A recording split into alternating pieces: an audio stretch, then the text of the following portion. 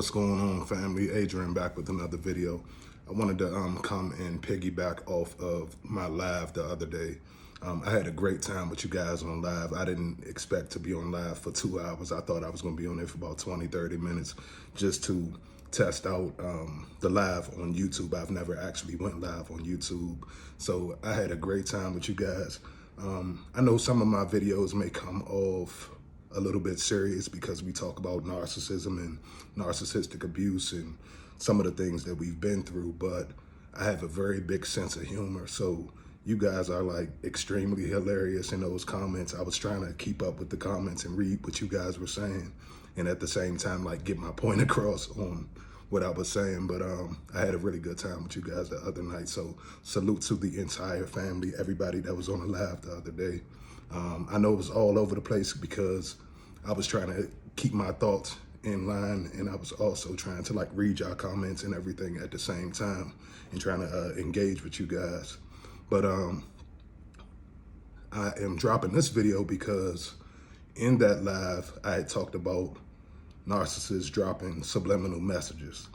And I wanted to kind of come back to this because I touched on it in that video, but like I said, that live was all over the place. So I wanted to come back and, you know, kind of stamp what I was saying in the live. So I don't know if you guys remember about a week and a half, 2 weeks ago, I told you about the text message that I received from my son's mother. And she was basically saying, oh, I have plans for the boys this weekend, this, that, and the third, so he's not coming over. Now, that's a problem, number one, for me, because we don't have any court agreements or anything in place right now. But we agreed ourselves that you have them during the week, I have them on the weekends. And which limits me, like you guys gotta really think about that. The average month is 30 days. So that leaves me with like seeing my son 8 days a month.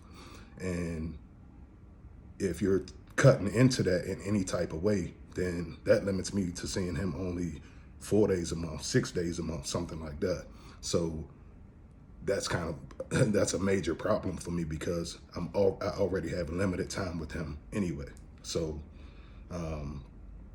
so I told you guys about that, and basically my response to her was, well, you know, you can stop playing with me or we can end up going to court because I'm not going to keep just going back and forth with you, and I'm not going to keep allowing you to dictate, you know, when I can see my son.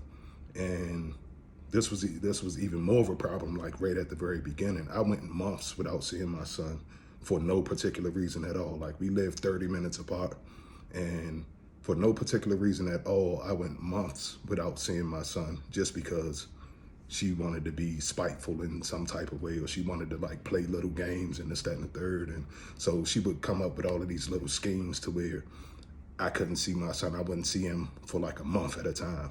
So, I mean, in the first, let's say the first year of his life, I missed about 4.5 months of his life just behind her playing like alienation games. So now that, you know, the discard completely happened and everything is over, and I was out, and I'm just trying to, you know, piece my life back together and all of that kind of stuff. Now, you know, every once in a while she'll still try to play some type of control or manipulative game to where I can't see my son. So she'll just cut into my weekends whenever she feels like it. If she has something come up, oh, yeah, he's not coming this weekend. Like, I get that type of response. So what ended up happening was, like I said, I responded like, listen, we can go to court, and, you know, we can get them to, you know, put guidelines in place to where me and you don't have to deal with each other at all. We can just handle that through them and let the courts handle it and just take it from there. And originally, I think she thought that I was afraid to go to court, but now I kind of see that, you know, I think now she kind of feels like, okay, maybe he's, you know, because me personally, I don't care anything about like, we can go, you know what I'm saying? I want my time with my son. That's what I care about, you know what I'm saying? Like, in this entire situation, I don't care about, the discard. I don't care about the new supply. I don't care about what you doing out there, how you living, all your whorish ways and all of that kind of stuff. Like, live your life, have fun. If that's what you want to do, if you want to be for the streets, go have them. You know what I'm saying? Like, you can have the streets. I'm cool with all of that. But what I want and what I do want is my son to not be completely harmed by the situation because, you know, there's no co-parenting between his parents and all of that kind of stuff. I want to protect my son as much as I can, you know, emotionally and, and mentally, especially with him being so young. And I also want him to know who his father is and that he has a solid father in his life. And I don't want, you know, things between her and I to, you know, drive a wedge between my son and I. So that's kind of what, you know, that's kind of where I'm like, listen, you can't keep cutting into my weekends, this, that, and the third, this, that, and the third. Okay, cool. So we had that little situation, and that weekend that she said she wasn't going to bring my son, she actually didn't bring him. So I didn't see my son that weekend. But I took it as, you know, I took it for a break. Like, okay, let me give myself a break. You know, I've had him every single weekend, just about, you know, for almost a year straight now. So, you know, I just took it as a break. I didn't even, you know, feed into it and take it personally and all of that kind of stuff. It hurt me. I documented everything and all of that, but I just didn't take it personal. I just took it on the chin and kept it moving, enjoyed my weekend. Now, the subliminal messages that I'm talking about is the next weekend when my son came over. She didn't say much to me at all. We just did the exchange. I got my son, I got the bag and everything out of the car. And once I brought my son back into the house, I pulled his jacket off, and he had a shirt on that's like daddy's hero or something like that on it. Now, throughout, like since my son has been born, she buys him stuff that says mommy this, mommy that, mommy's angel, mommy's baby, mommy this, mommy that, all of that kind of stuff. It's never really been daddy's anything.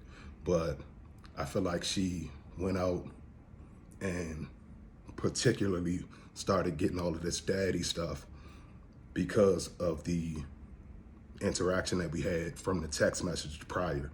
So I felt like she was kind of like trying to love bomb or send a subliminal message through the clothing that my son was wearing. So I went through the bag, and the shirt that he had on was like, you know, daddy's hero or something like that.